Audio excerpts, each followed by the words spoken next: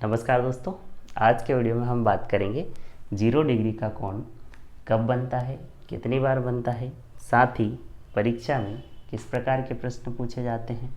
सबसे पहले समझते हैं 0 डिग्री का कोण कब बनता है। देखिए, आपके घंटे और मिनट की सुई जब आपस में मिलती हैं तो 0 डिग्री का कोण बनता है। जैसे ठीक 12 बजे आपके घंटे और मिनट की सुई 12 पे मिल जाती है तो हम कहेंगे कि ठीक 12 बजे 0 डिग्री का कोण बनता है।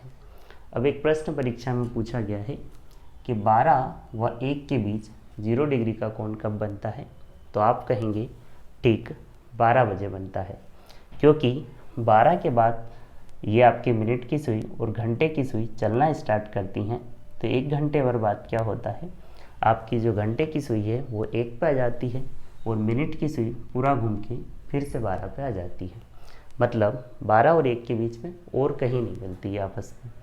वैसे ही ठीक 11 और 12 के बीच भी ऐसा ही होता है। 11 और 12 के बीच भी 0 डिग्री का कोण ठीक 12 बजे बनता है, क्योंकि 11 बजे से जब जो ये दोनों सुई चलना स्टार्ट करती हैं तो ये आपके घंटे की सुई 12 पे आ जाती है और ये मिनट की सुई भी पूरा घूम के फिर से 12 पे आ जाती है। मतलब इन 2 घंटों में आपका जो 0 डिग्री का कोण बनता है वो ठीक 12 बजे बनता है। तो आपसे 11 से 12 के बीच का पूछे या 12 से 1 का बीच का पूछे, आपको बताना है कि 0 डिग्री का कोण ठीक 12 बजे बनता है। लेकिन अब यदि आपसे समय 1, 2, 2, 3 इनके बीच यदि 0 डिग्री का कोण पूछा जाएगा तो आप कैसे निकालेंगे। देखिए क्या होता है, आपकी जो ये घंटे की सुई है ये 1 घंटे में 12 से 1 पे आ गई, मतलब ये मिनट में कितना चली, 5 मिनट। और जो आपकी ये मिनट की सुई है ये पूरा एक चक्कर लगाती है 5, 10, 15, मतलब ये कितना चलती है 1 घंटे में, मतलब 60 मिनट में ये 60 मिनट चलती है। तो इनका जो मिनट में अंतर है, मतलब ये 5 मिनट चल रही और वो 60 मिनट चल रही, तो अंतर कितना हो गया 55 मिनट का। तो 55 मिनट का अंतर आता है इन दोनों में 60 मिनट में। तो 1 मिनट में कितने का अंतर आ जाएगा, 60/55।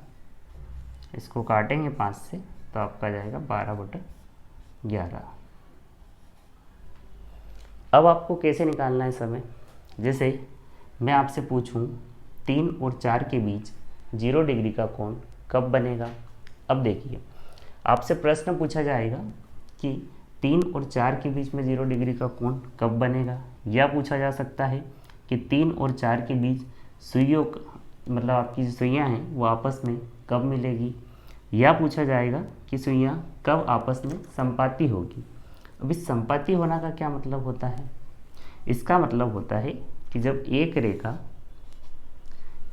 रेखा पर एक और एक से अधिक रेखाएं होती हैं तो उसको कहते हैं संपाती होना।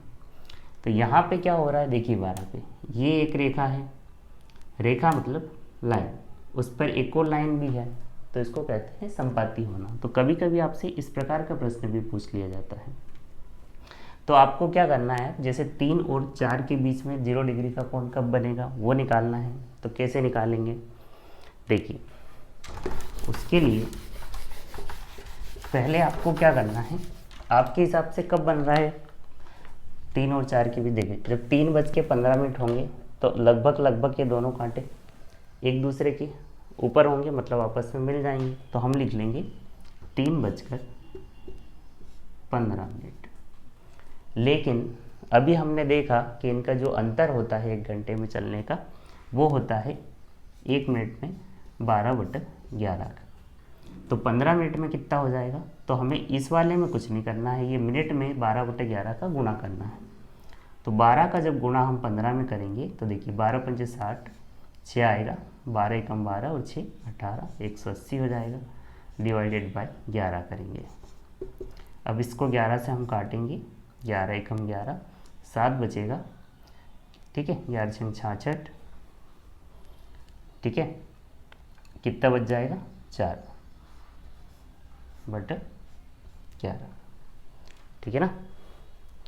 तो आपका जो आंसर होगा वो कितना होगा, 3:16 सही 4/11 मिनट। मतलब जो 3 और 4 के बीच में जो आपकी 0 डिग्री का कोण बनेगा वो इस समय पर बनेगा। ठीक है, एक और उदाहरण लेते हैं। 11 से ये सही है ना? ठीक है, अब एक और उदाहरण लेते हैं कि 5 और 6 के बीच 0 डिग्री का कोण कब बनेगा। अब देखिए, अब अपने हिसाब से कब बन रहा है। देखिए, जब 5:25 होंगे तो दोनों से यहाँ आपस में मिल जाएगी, तो आप कहेंगे, आप लिख लेंगे 5:25, लेकिन इसमें 12/11 का गुणा करना है, क्योंकि उन 1 मिनट में उनका जो अंतर होता है चलने का वो 12/11 के रेशियो में रहता है। तो 12 का गुणा कर देंगे, 12×5 60, 6 आ जाएंगे, 12×2 24 और 6 30 हो जाएंगे, डिवाइडेड बाई 11। अब इसको 11 से काटेंगे, 11×2 22, 8 बचेंगे, 11×7 77, 3 बचेंगे, 3 से ही 11। मतलब आपका आंसर होगा 5:27 सही 3/11 मिनट। ठीक है दोस्तों, तो इस प्रकार आप किसी भी समय के बीच का 0 डिग्री का कोण निकाल सकते हैं। आपको करना क्या है, जैसे 5 और 6 के बीच का पूछा है तो 5:25 हो गया, 6 और 7 के बीच का पूछा है तो 6:30 कर देंगे। ऐसे ही 7 से 8 के बीच का पूछा है तो 7:35 हो जाएगा। ठीक है, और उसमें बस इस 12/11 का गुणा करना है मिनट में। ठीक है, तो इस प्रकार आप किसी भी समय का 0 डिग्री का कोण निकाल सकते हैं। तो आज के वीडियो में इतना ही। यदि वीडियो अच्छा लगा हो तो अपने दोस्तों के साथ शेयर करें, चैनल को सब्सक्राइब करें। और इसके बाद पहले वाले वीडियो में हम समय से कोण निकालना सीख चुके हैं। जैसे अभी क्या हो रहा था, हमें कोण दिया गया था कि 0 डिग्री का कोण कब बनेगा, तो हमने समय निकाला। इसके पहले वाले वीडियो में हम समय से कोण निकालना सीख चुके हैं। यदि वो आपने नहीं देखा हो तो वो आप देख सकते हैं। धन्यवाद। जय।